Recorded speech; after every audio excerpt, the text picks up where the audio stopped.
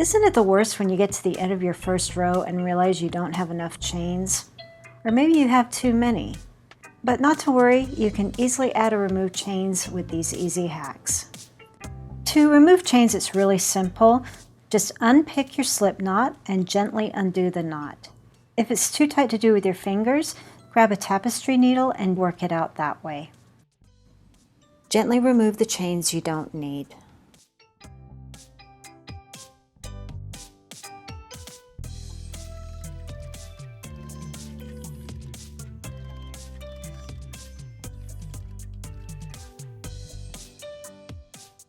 And then just thread the yarn through the loop to recreate your new slip knot.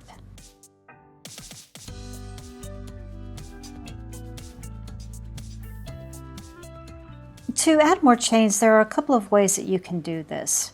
For this first one, a big tip here is to start your project with a longer tail than you normally would. This is what you're going to be using to add your chains.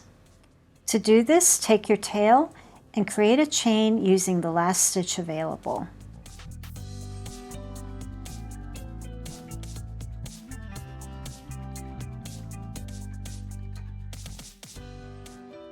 Once you've made the amount that you need, thread your yarn through the loop to recreate your slip knot.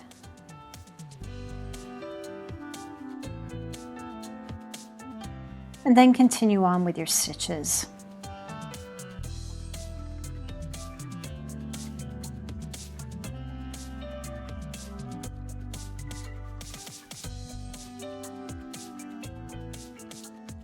Next is the chainless foundation technique to add more chains. I'll be showing you with a double crochet, but you can do this with any level stitch you want to create. We're going to be working into the last stitch that is available. Since I'm doing a double crochet, I'm going to yarn over, going into the stitch, yarn over, pull through. I have 3 loops on my hook. To create the chain, yarn over and pull through your first loop.